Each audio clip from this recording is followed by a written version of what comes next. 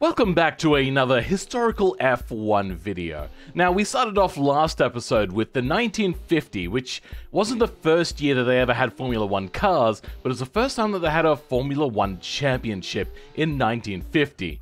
And I was going to go through all of the big changes that happened chronologically, and that takes us to 1958. In that season, out of nowhere, the first two major races were won by an independent racing company. Not one of the big ones, not Ferrari, not Alfa, not Maserati, none of those. It was won by an amalgamation of Cooper and Climax called the T51. This car, from a company that nobody expected anything ever from, absolutely whooped them. And what was it that they did that nobody else did? That's right, mid-engine. So I went ahead and made myself a mod body, did a few iterations of said mod body, but eventually, after trial and error, I was able to get this thing exactly where I wanted it. So the body does look a little bit peculiar, but it was a peculiar body, especially with the lower bound. So let me just hide the chassis here, which I'll show you how to do in BeamNG later.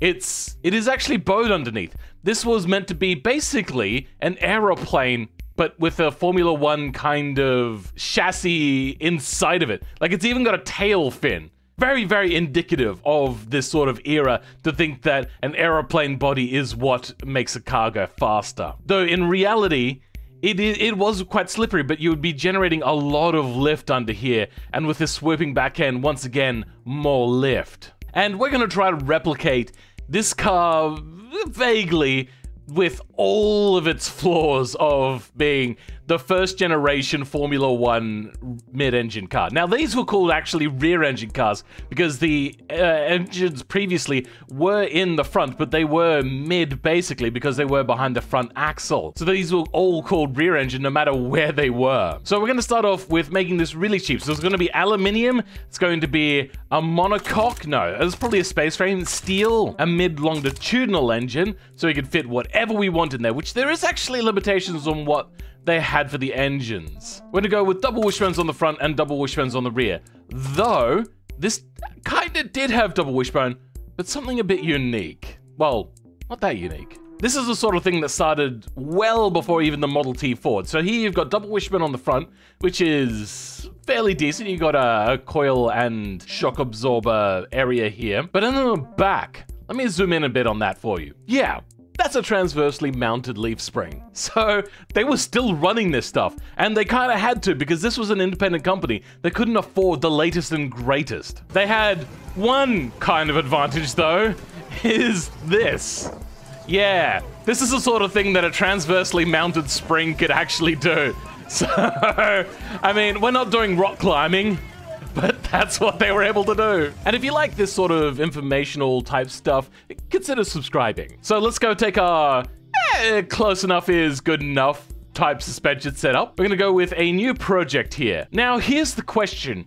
Do we go with the naturally aspirated version, which we can have an engine up to 1.5 liters, or do we go the supercharged version of 750 cc's? Now, fuel stops actually started to become a problem because they needed to do it so much for the supercharged engines. Nobody ever really run it. So we're going to do what everyone else did, and we're going to run a 1.5 liter, but we can have any cylinder configuration we want. I kind of want to go with a 16 and make this the smallest 16 we can have. Oh no! Oh no! We're so close to being a 1.5 liter. Oh, that's hurtful. All right, fine. Now, most of them would be running a 4-cylinder or a 8-cylinder, but we're gonna run ourselves a 12. Just because. Now, I am competing against twinturbros in this one, so hopefully they can struggle with the regular sized engines, and I'll just have a slightly heavier engine, though that's probably a really bad idea. We're gonna go with dual overcams. We're gonna try to rev this thing all the way out. Now, we've kind of come up with what car companies would call a gentleman's agreement. So there is generally how much a vehicle weighs, which is 600 to 700 kilos, and how much power they're generating, which is 200 to 300 horsepower, but generally in the middle of the 200 to 300. So about 250 was the common. I'm gonna rev the absolute bonkers out of this thing. Up the compression ratio a little bit. DCOE, which I don't know much about carburetors, man. Come on. And race. So, oh, that looks so good, doesn't it? All those little trumpets. I know when it goes to BeamNG, the trumpets will disappear, but oh, I love it so much. Then we're going to run a superleaded. Now, this was also kind of the period of normalizing what sort of fuel could be used, because some were just a little too volatile. So they limited it to a regular type fuel, and we're going to try to replicate that with a 98 rod. We don't have methanol blends yet. Up this fuel mixture, ignition timing, and RPM limit. I want to go all the way up to 12,000 RPM. Because dual exhaust and then no mufflers whatsoever. So we're getting a bit of drop off, and it looks like we might do better with some forged. I could say that we have a little bit of engine damage because these engines wouldn't last forever. Oh, it already is maxed out. Oh, but I want more RPM. Well, that's a bit sucky. What does our exhaust want? Our exhaust wants to be a little bit smaller, which makes sense. This is a very small engine. Are we being limited by our carburetors? What if we go 6 and then 6? I mean, we don't really get a whole lot more power out of that. In fact, we lose a little bit of torque from it. What if we go single inner line barrel? That looks like some sort of symphony orchestra.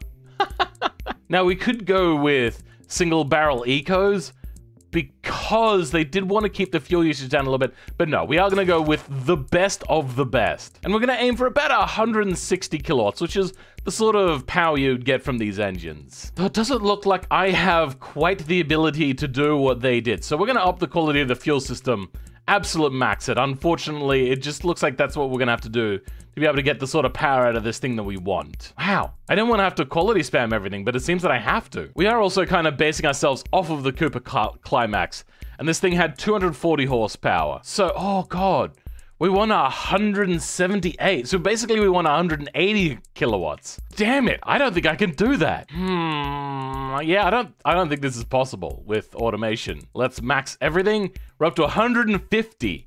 God damn. So far, I can only get 153 kilowatts.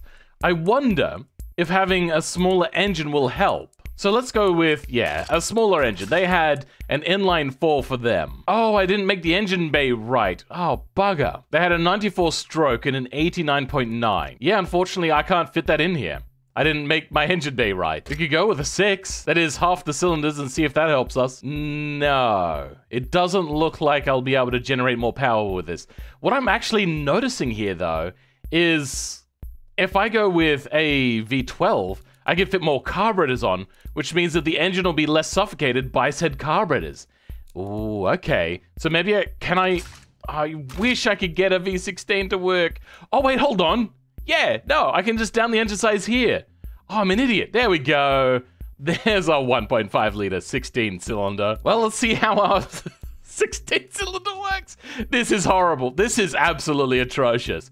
But we kind of have to do everything we can. I love this this 16 cylinder, but it is so stupid. But I suppose I don't really have much of a choice either. My engine is very heavy as well. I want to hear it a bit. Got our engine on the test bench here. Give it a bit of a whirl.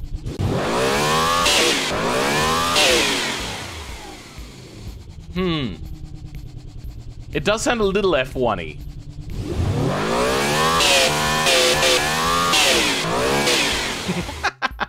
Oh wait, was my exhaust heating up? Oh, I want to see that. Oh my God.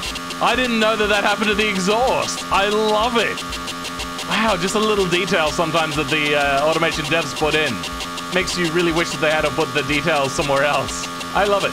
All right, that's enough of that engine. That's really loud. Ow! Oh, ow, ow, ow, ow, ow. I think there's nothing else we could do to get more power out of this engine. So let's just move along. Turn that chassis off. Our drivetrain is going to be a manual 4-speed because that was very standard in the time. And we're going to up our speed because we do have a very slippery looking car. We're going to have an open differential, cross plies, semi-slicks, really wide and very thin on the front because for the first time we can't really run symmetrical front and rear tires, so we're going to need to make them a little bit narrower on the front and a lot wider on the rear. Now you'll notice that I don't know how to do smooth shading very well, and there's weirdness around the arches here. I'll fix that one day, but I will be putting this mod up on the automation workshop if you want to see that in Steam to try it out for yourself. This one does look considerably more dorky than the last mod body though that I put out. But I hope that this one still tickles your fancy. Okay, so they actually did have disc brakes, but for some reason we don't really have that as an option yet. So we're gonna keep going with drum brakes. No under tray, lots of brake airflow. Now, I've set the body's coefficient of drag really low, so that way you can turn on your brake airflow cooling, because the body's airflow is really low, but the suspension really, and all of the brake cooling does drag it down a bit, and you are going to want brake cooling anyway, so I would suggest doing that. And we're going to go down to a 1 seat. It is a very basic seat, and we're going to have no entertainment, no power steering, and safety would be none, because even at this point, I don't even think they had seatbelts yet. A standard spring, gas monotube, and select race. All right, looks like we can go a slightly bigger tire. I think we're gonna down this to a 17-inch. Oh, good, we can fit wider rear tires. I love it. And if we look here, nice. Our quartering is pretty good. I think, like, there's not really a whole lot more to do with this car. This car is very basic, just as it is. We're gonna drop it down though, really low. Now, last time I did a whole thing where I made the front wheels have a positive camber. I wonder if that's still a thing at this point. I'm not really seeing it in any of the reference pictures. There it looks like it actually has negative camber, which is what you see more indicative of modern race cars. Yeah, if we have a look here, there is definitely negative camber there. So this vehicle was set up a lot better. And being a mid-engine, the weight being over the rear, the front tires probably weren't so hard to turn, so they were able to get this camber on here without power steering. That's a cool action shot. I like that one a lot. Got a little bit of air coming under there when they're going around really hard and the wheel has bounced a little bit because the suspension was not the best. And also, you'll notice here that there's very little body roll, so I don't feel bad by selecting race here in automation. Let's go ahead and style this very basic but beautiful looking car. First thing we're gonna do is we're gonna cut out a hole here for the suspension to come through. There seems to be a bit of an issue with my cutouts. I'll try to fix this before it goes live, but for now, you just have to live with what you got. You're not dealing with an expert here. And then to fix this up, we're going to put in a patch. Slop that right there. And it looks dodgy here, yes, but it will look a lot better in BeamNG than it does here. Let's have a look at what sort of wheels we want. We want to go with more wire spoke, I believe, right? Oh no. These are that like really cool looking type wheel. This sort of wheel was used over and over again, and most iconically probably on the AE86. I wonder if I have that type of wheel here somewhere. There we go. And let's choose colors. So for the body paint, we're gonna go with a very basic medium shine, no flake, racing British green. Then for the seating area, it's once again the two-tone, and that'll just be a plastic kind of color. Very basic, and you just sit down there and have a hard ass. So far, we've not done a whole lot, have we? Let's change the color of the wheels. As you see in most of the examples, they have either white or gray. What does this one have? Oh, it has a glossy. Okay, with a steel rim. I see that here too. There is a steel rim. Okay, let's see if they got that. Now, the tricky part is the nose. As you can see here, they're very different shapes. So this one is like a very low kind of echidna anteater looking thing. This one sticks out quite a bit and doesn't quite stoop so much. This one goes into a very small hole. They're all a little bit different, and they are hand built, so one would expect that. So let's figure out what it is that we want to do. This is the most rounded one, so let's see how that goes to start with. And we're gonna lose that. That's not right. A really oval type shape would do best, I reckon. Why do they stick out so much? God damn. Maybe I should have just made the nose a bit smoother. But now we're going to run into the next issue. You can see here that there's a little bit of a knife edge sticking up here and a little bit of clipping here. So we're going to have to clean that up before we take this over. I reckon that'll do. I probably should just cut out the entire nose piece. That'd probably be the best thing to do, but I'm lazy. Rai is getting exactly the same body, and if they use it, they can do whatever it is that they want to do with it. For now, I'm going to put on a racing stripe, I reckon. So I've got to have my racing number on there. That is kind of working. I don't know why they didn't put it here and why they decided to put it on the rear, but that's what they did. So maybe they just assumed that everyone would be looking at their car from the rear because it would be out front leading. They pulled off like a real coup here with this particular car. Oh, wait, there's another hole to fill in. There may be some time until I release this body to make sure that I've gotten all of these little niggles figured out, hopefully.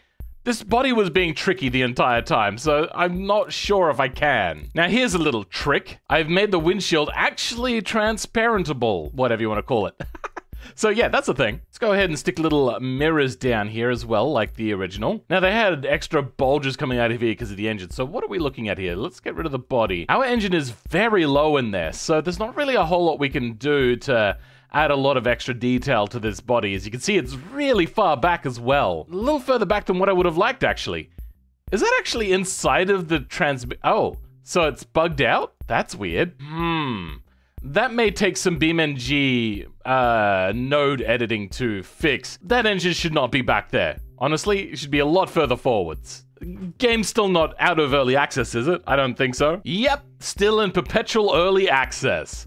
Oh, goddamn. Let's maybe just stick a vent on the side there to suck in some extra air. I think that'll look pretty cool. Now, what about exhaust? Where does the exhaust come out in this car? I see the exhaust come out here and then down the side and out the back. Okay. And there's a little bit of a vent inlet here. And then the numbers in the middle on this particular one. I bet you they sold a whole bunch of this car, so they like made a bunch of different variations for people. This one has the exhaust coming out of here at the top. Do I have elaborate exhaust stuff here? I don't think I do. Well, we've now got our exhaust in there, and that's looking, I suppose, as good as it'll ever look. I don't really get exactly what I want, because unfortunately the exhaust has like a limit to how much further forward the exhaust can be than where the outlet is, so we couldn't do exactly what we wanted.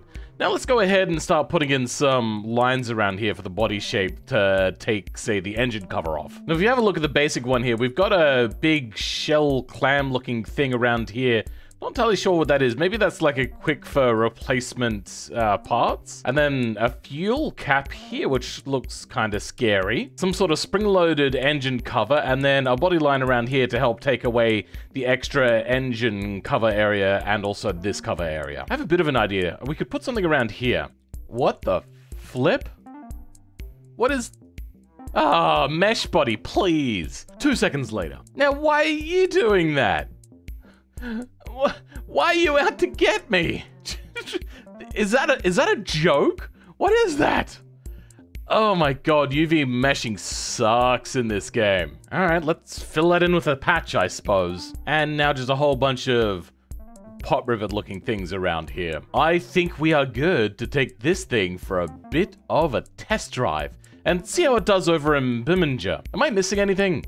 Fuel filler, hold on, quickly allow me to do that. Oh, this is a nice mod. It perfectly does everything I need it to, right in one go. Perfectamundo. Now, is that where the fuel tank goes? Can't really tell here, but we do have a cutaway. Here's our cutaway, but wait. Is the fuel tank on either side of the driver? Oh no, that's a horrible idea. Why would they do that? Oh my, no way. Oh no, that's horrific. Oh my god. Well, why? Why would that be a thing? Oh my god. I mean, sure, it keeps the weight in the middle, but what cost? That's dumb. Oh my god. So now we've got our radiator done. We've got pretty much everything. I don't think there's anything else left to do. I think we now just go take it over, because twinturbros said that they're not going to be ready anytime soon to take me on. So that gives me more time to get the vehicle ready to take them on and to take them on and do a good job. It is 6 a.m. by the way. My sleeping schedule is completely ruined. Yep, I'm using my spare time. Editor Phil here. Yeah, I didn't actually have spare time. Most of the time was actually spent fixing all of the absolute BS that is this car. Gah! That's quite an expensive car, but you know what? I did some conversion and a little bit of math recently, and I found that one of the F1 cars from this sort of period cost an equivalent of $186,000, and that one never even won, so this is pretty good. Now, we're going around Monaco, which is also a very short track, so maybe I could down our top speed. We don't need the full 363 kilometers an hour. I'm gonna give us a very short shifting gear ratio here. We've knocked off 2 seconds by just having the car a little bit better balanced. So, a lot of people are asking how to hide the chassis. If we go into our mod folder here, open up vehicles and this. You can open this up in whatever sort of editor you want. You can just use even Notepad if you want. But you open up the main J-beam that's named after the car. Then you scroll down to find flex bodies, find chassis, and then you can do whatever you want here. I saw that one person named this incorrectly, which all it does just means that I can't find it. You can either put 2 slashes at the front there, which means that it's a comment and no longer code, or you could just go right ahead and delete the line entirely, which is what we're going to do this time around. Then coming back here, it should be ready to save and the file will be updated. So here we have both cars together, and immediately I have the steering issue. So I have no steering, which means I'm going to have to go in. I'm going to have to do the same fiddling I did last time. If you want to know how I'm fixing this, go watch last week's video. There's no point going over this a bunch of different times every single time. You know, I'm looking at this and thinking, this is actually a lot wider than my vehicle. Though I did get it fixed. As you can see here, the steering is properly fixed now using the thing that I used last week, but it's not right. It needs to be a lot wider than this. But let's give this one a bit of a try first to see just how horrible it is being this narrow. And so far, it already feels like we got a hell of a lot more traction now that the weight is over the rear wheels. And coming up to the first... Oh, okay, lock-ups, ahoy. Oh, lots of jiggliness. This chassis is not the most rigid by the looks of it. And bouncy as hell. Jesus. All right, well, let's bring it up here through the chicane and see how it deals through here. This was particularly tricky for the last one, especially coming up just a bit over the rise. Oh my god, this thing wants to roll so badly. You can see they're like barely even trying, and the thing is lifting up wheels and wanting to roll. Oh no, did I just... Oh no, I bananaed the car. Oh dear. Well, let's keep trying it. See if this is as bad as what I think it is. So this is approximately, I believe, a 2.6 meter long body. So it is a fairly long one. Okay. Let's go make this thing wide again. So once again, we fixed the steering. That's all good. I gave it the proper Ackerman angle. And then I also went ahead and did the same suspension compression thing, which I did last time. Let's just give this one a bit of a try. Now, keep in mind this will be faster when I'm using a proper steering wheel setup. But we're gonna try this out as it is for now. And coming up here to the braking zone, I accidentally missed the braking zone and a crash. This car bananas just a smidgen too easily. And try to do a burnout, get turned around. Woo, yeah. Let's see how much of a burnout we get. Oh, okay. Nice pressure on both wheels. It had enough power to keep that going. Our RPM is pretty good. Oh god, I wasn't paying attention. And we've rolled it. You know what I forgot to do? I forgot to replace the engine. The engine is in the wrong place. So let's bring up the nodes. You can see here, engine 1, 2, 3. Okay, engine should be a lot further forwards. So now we can go into our engine vehicle configuration, go to tuning, and then we got engine forward offset. So we're just going to add on, say, like a 0.35 to start with. And I think we moved the engine the wrong way. So let's move that the other way. There we go. Now the engine is in the correct place. Though the mesh isn't, but you get the idea. Okay, that's about where the engine should be. And now the weight distribution should be a little bit more even. And let's give this one a bit of a try. And let's see if this thing is just a little bit more stable. Oh god, it's unstable, it's unstable. Oh, what's happened? What have I done? Why does this thing want to oversteer so much now? I didn't oversteer earlier. What have I done? Goodness gracious, okay. Oh, yeah. Oh, you know what? It's not so bad. Braking, we locked up quite a bit and get turned. Okay, that's fine. We're coming up here to the, corners. Oh god, I can never remember the names of corners. I struggle so much with names of things and of people. So, if I never remember your name, just know that you're not alone. Ah, damn it. I think I have to try this thing in an actual racing wheel setup. And let's see how much this jiggles.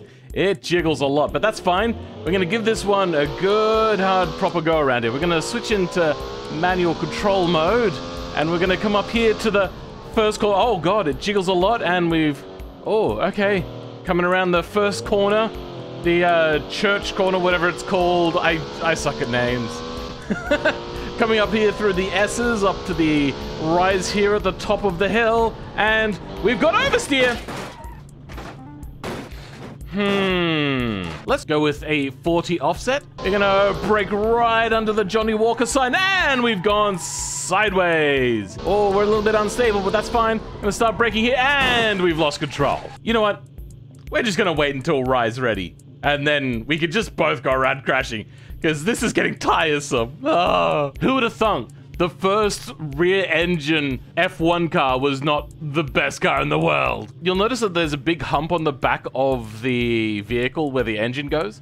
That was also actually the first time they ever had a roll cage in a car. That was a part of their thing after a whole bunch of drivers died. Yeah. You know where the doors would be? Yeah. Those are fuel tanks. I feel like this is not safe at all. That's how they made the car. Literally.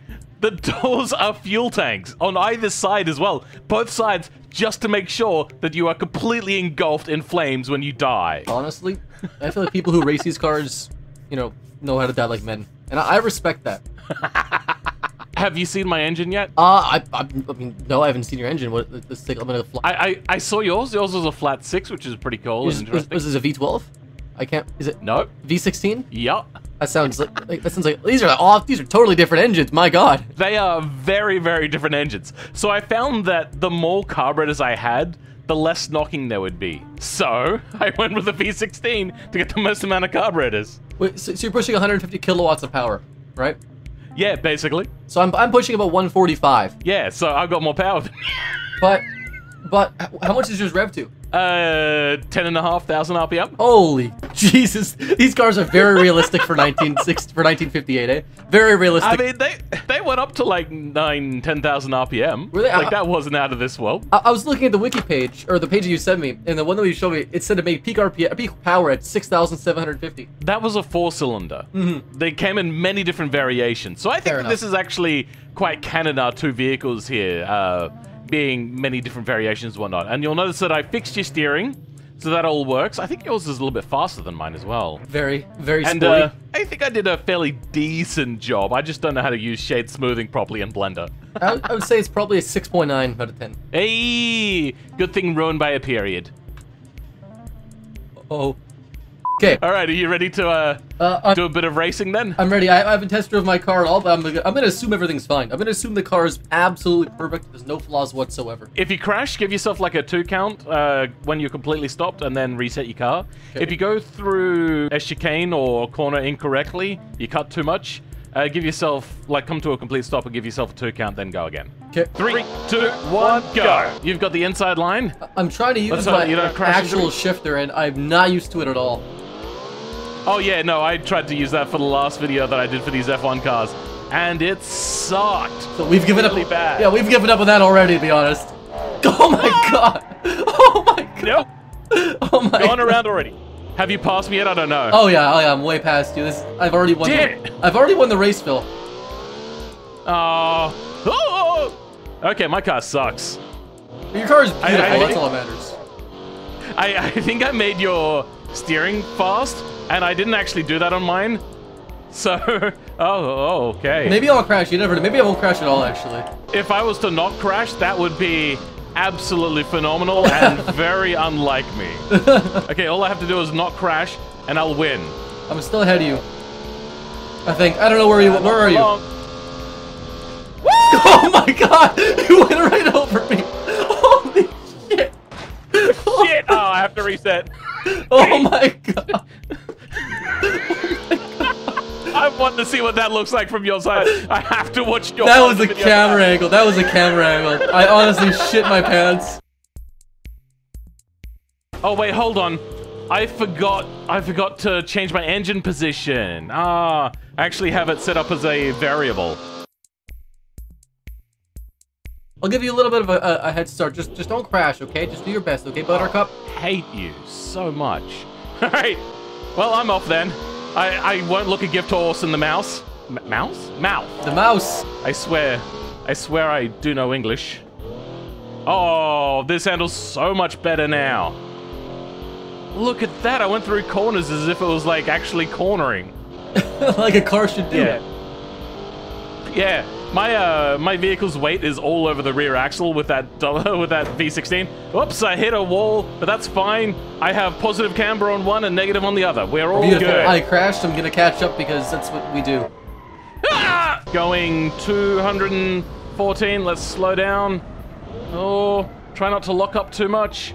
And make it around the corner. There we go. Wow, it actually braked properly. Right, look at me! I'm doing things! Are you proud of me now? Mom, get the camera! Get the camera! Woo! Handbrakey. Use my new handbrake. Oh, God! Now, you want to switch cars? Oh, yeah. I'm switching over now. Oh, my God. This vehicle handles so much better than mine. Oh, God. I crashed. Now you know what I went through. Oh, God. So did I.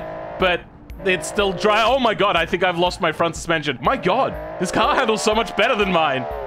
Like, I was going for a little bit of a meme with a V16. I didn't realize how much of an idea that was. Well, how did you set up your suspension? I hit the race preset and changed the roll bar a little bit. That was it. Okay. Oh my gosh, you're just terrifying. Holy crap. Oh, I reached 111 on the back straight here. Oh my God. This vehicle is so much better than mine. Like, it's worlds apart.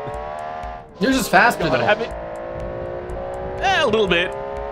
But you have to actually get onto a straight to go faster. We're doing 3 laps again. Yeah. Oh, shit. Oh, locking up. Okay, you still have that issue. Yeah, no, it's not changed. The brakes are the same. Oh my gosh, your back end likes to really swing around though. Oh, very much so.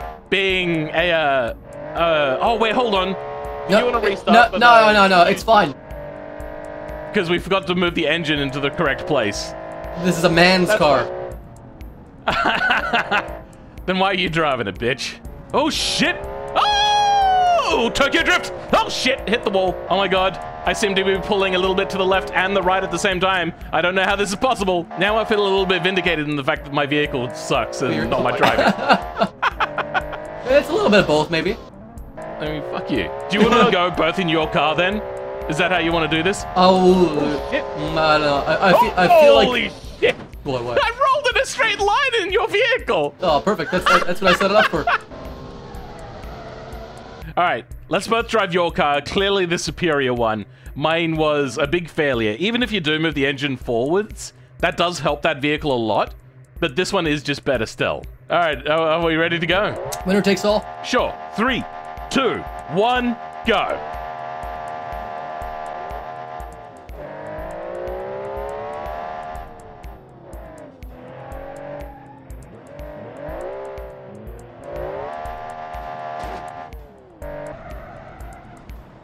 And then there was this. I am the faster driver. I mean, I wasn't too far behind. I mean, that seemed like a fairly big gap. Did you want to go again? Oh! Thanks, Ryan, for coming out. Sorry that the mod wasn't a little bit easier to use and all of the jankiness. No, it wasn't too bad. Anyway, I hope everyone else enjoyed this weird, shitty video. I hope everyone enjoyed the Monaco Grand Prix. And I'll catch you guys next time. Goodbye.